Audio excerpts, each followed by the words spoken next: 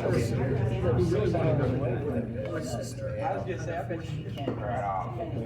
Well, man, Just so we can get it. Glad you decided to come. Oh, yeah. I'll make you like that. I'm still thinking about that. Good. Bunch of So far, we're Our next meeting the second Wednesday in January. well, right, exactly. Back at the YMCA. That's why. All right.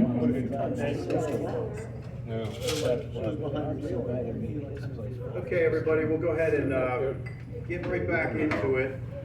And if you look at the agenda, I believe the next thing is we're going to hear from our special guest speaker. And I'd just like to introduce Ken. And the first thing I'll say is, what a pleasure meeting Ken in the last several months. He was our guest speaker at our open house back in April. And everybody loved him, and I thought, well, let's bring him back. So I called him a few months later, and he said, sure, I'll come back. So he plugged us in his calendar, and we're very grateful for that because he's an excellent speaker, and as we found out from Chris, he's a mentor.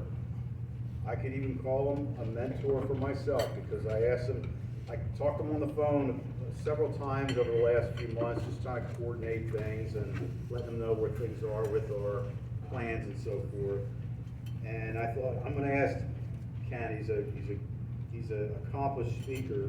He gave me some great advice on how to write and prepare for a speech. And I shared that with the club a month or two ago, a couple months ago, I think. So if any newbies are interested in hearing maybe what that was, talk to me about it. I'm happy to share it. But I started to implement that process, and it helped me in my last speech. So I'm going to keep working at that, and it's so I appreciate that. Happy to help. Yeah, but a couple things on Ken's resume. Okay, just a few things. He's got 2 distinguished Toastmaster awards. He's been a Toastmaster, I think, since 1997, right? Well, for those guests here, most Toastmasters, they don't even get 1. Ken's got 2, okay? He's a recipient of the John Foster Award, which is a district level award for outstanding Toastmaster of the Year for the district. And to give you an idea of what is the district, well, the district is all the Toastmaster clubs in eastern Pennsylvania and southern New Jersey. And I think it's about 150 clubs. So it's a really big organization. To get recognized as that is quite an honor for sure. He won a bunch of speech contests at the district level. A couple of speech contests I mentioned we do at the club level. If you win that, you go to the area. If you win that, you go to the division. And if you win that, you go to the district. And if it's the international speech contest, you win that, then you go all the way up to the World Championship of Public Speaking, which is no joke. If you win that, it's no joke. You're quite a speaker. And if you don't believe me, jump on YouTube and check out some of those speeches. They're very impressive and quite entertaining. So also that's just Toastmaster stuff, okay? It doesn't stop right there for Ken. He ran 3 times for Pennsylvania governor as a libertarian candidate, not to mention running for U.S. Congress, state representative, and I think you were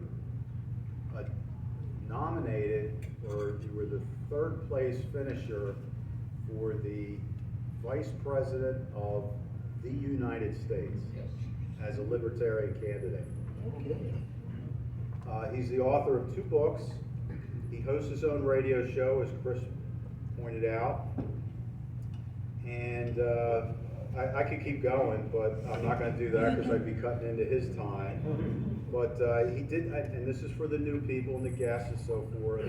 He told me a while ago, he said there was no way, no how, that he would ever have been able to run for governor had it not been for Toastmasters. Amen. So I thought, well, that's a pretty good advertisement for Toastmasters. So, I just so happy to have him back. And tonight he's going to the title of his speech is called "Driving the Future." So please welcome Ken Krawchuk.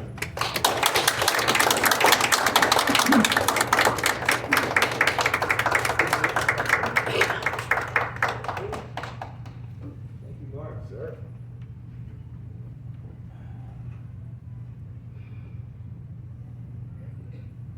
The future ain't what it used to be. Thus spoke that baseball legendary person, Yogi Berra. It's been 50 years since he said that, and who could imagine the future from 50 years ago? Look what we have today. Look at the internet, social media, online shopping, and all those cool memes. Who's a meme fan? 50 years ago, when people were looking to the future, most of the prognosticators were predicting flying cars. Well, we don't have flying cars yet. However, there's a lot related to driving that's still driving the future. And that future is electrifying. Let me ask a few questions. How many of you drive a car? Show of hands. Yeah, just about everybody. Let's narrow it down a little bit. How many of you have ever driven a hybrid car? Just a few of you. How many of you have driven one of these battery electric cars? Golf carts count? No. Oh, wait a minute. I've ridden in one, but not driven. Well, let me tell you, when you drive one of those things, it is awesome. Beyond awesome. Driving an electric car is like nothing you have ever driven before in your life. And I mean absolutely nothing. A lot of what I'm going to say is going to sound like a commercial. I'm not being paid for this, so just stick in there. Because the people who are doing the most of driving the future is Tesla. Tesla is driving the future of driving in three ways. With the car, with driving, and with the car driving. So let me talk about those three things one after the other. First of all, there's the car, the Tesla electric car. The most notable thing about it, it doesn't use gasoline. It runs on electricity. You plug it in, you charge it up, you drive away. It's that simple. We've had a Tesla now since June. Put over 8,000 miles on it, so I'm speaking here from experience. We plugged it in, and it went from less than a quarter tank to 100% full. And I checked my electricity account. It cost $8.87 to fill up that car for over 300 miles of range. When I had my old Highlander, that'd be 40 or 50 bucks, 60 bucks to fill that thing up. I'm telling you, it's just unbelievable how much money you can save on it. Now, if you're not at home, Tesla has something called a supercharger network. They're all across the country, all around the world. Pennsylvania alone has almost 3,000 superchargers, where if you're on the road, you plug it in. 15, 20 minutes later, you got a couple hundred miles in your car, and you keep right on going. There's a lot to that. Man, man. But with the money you're saving, it's not just on the gas that you're not buying, it's also on maintenance. As I mentioned, we've had it for about 8,000 miles now. I should have had 2 oil changes so far. Teslas don't have oil. They don't have antifreeze. They don't have power steering fluid. They don't have belts. They don't have hoses. They don't have transmission fluid. They don't even have a transmission. The only maintenance I've done on that car since we got it in June, I put in some washer fluid. That's it. Put air in the tire. Oh. My wife is here to keep me honest. Man. It's also one of the safest cars that the national government has ever tested. For example, out in California, sad story, somebody drove off a 250-foot cliff. All 4 passengers survived with only minor injuries. That's about how safe it is. Now you think you pay a lot of money for a car that's that good, that safe? The cost of a brand new Tesla is less than the average cost of a new car in America. They're dirt cheap. And there's a $7,500 rebate that you get from Uncle Sam. And Pennsylvania has a $3,000 rebate. You can get some of those cars way down into the $20,000 range. 28, 29 inside of Pennsylvania. It is amazing what you can get out of that. So that's the car. Now what about driving the car? Well, when you get into the car and sit down, the first thing you notice, it doesn't have a dashboard. Behind the steering wheel, it's all plain, flat, there's nothing there. Instead, the car runs from a 17-inch touchscreen. Everything about the car does that. The car is always on. There's no such thing as off for the car. You walk up to it, and it's ready to go. You buckle in, you step on the gas, and you go. And when you go, that's the second thing you'll notice about it, the acceleration is insane. How many of you have been in a commercial airliner? Probably most of us. You know when it takes off and you're pushed back in the seat?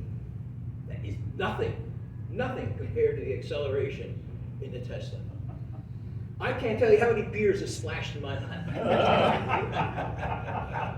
Oh man, I'm telling you. And with that acceleration, you'd think I'd use the brakes a lot? I hardly ever use the brakes because it has one pedal driving using regenerative braking. It feeds the power back into the battery. So when you go, boom, you're gone. When you want to slow down, you just lift up your foot.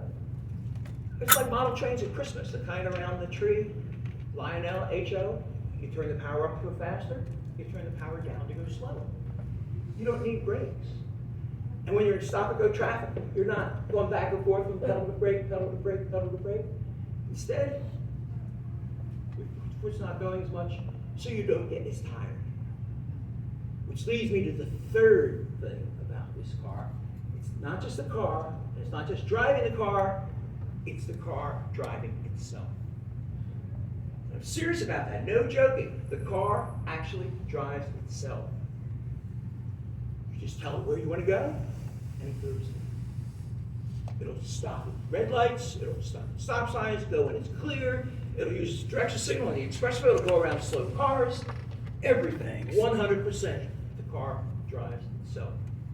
In fact, the car drove Roberta and I here today. I hardly ever touched the wheel at all. And it's going to drive us home. It is an amazing thing. There's so many benefits to this car. I can just go on and on and on.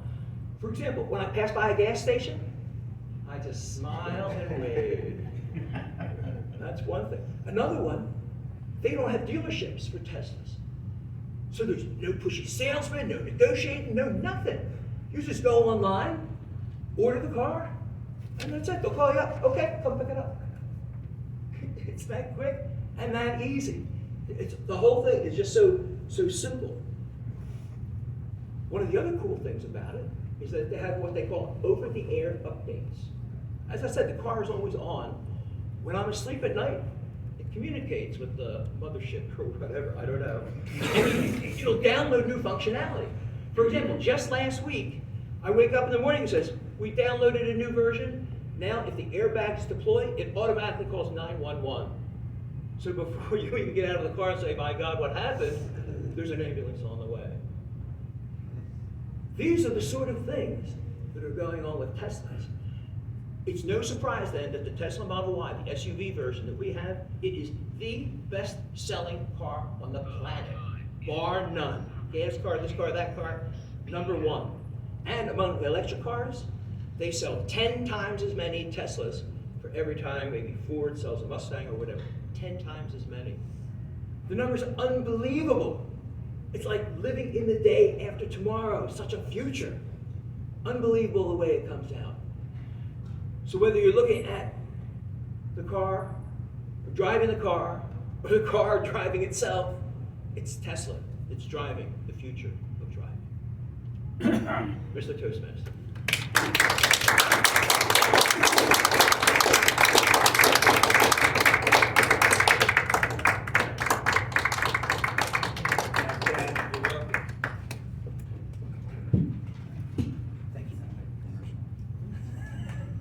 And so Sorry, but I think Ken's probably getting a commission for it. I am not. And they are, I don't know if anybody else saw this, but they have a bulletproof Tesla. Cybertruck. Yep, Cybertruck. Cybertruck, that's what it's called. I have one on order. You have one on the order? And Jay Leno has one. He was, I saw it on TV recently in the last few days, where somebody was driving down, I think it was a news guy, and saw it. It's Jay Leno, so they stopped at a light. He's yelling over, how do you like that new car? He's talking it up. He loves it. Pretty cool. Yep. Okay, I got so excited about introducing Ken that I forgot about introducing some meeting rules. So let me back up a minute. And I'm going to start off, back up just a minute. I'm going to start off with introducing our grammarian. Jim Boswell, can you please tell everybody what your role is tonight? My role is to introduce the word of the evening, but before I do that, I've heard a lot about these Tesla self-driving cars. They were invented so that a blind person could one day get behind the wheel and go through traffic. I don't know whether I want to do that or not. But what I do want to do is to introduce the word of the evening. I don't know whether we will have time for a short table topic session, but the word of the evening is reunion. It is a noun, and the definition is the act or process of being brought together again as a unified whole. That's W-H-O-L-E for those of you who are not in position to read that. So by using this in a sentence, I would love to organize a reunion among John Foster Award winners. Toastmaster Ken Krawchuk, maybe we can talk after this meeting as to how we can make that happen. All right, thanks, Jim. And tonight's timer is Chris Holtz. Chris, could you take a moment and explain your role? Yes.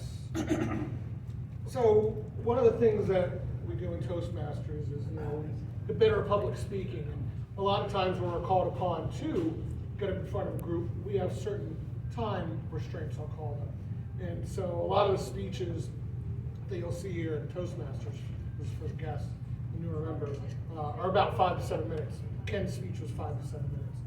So I'm a more low-tech kind of person, and I don't know how to use the club's timing device. So I don't know if you noticed, I held up a green card at 5 minutes, a yellow card at 6 minutes, and a red card at 7 minutes.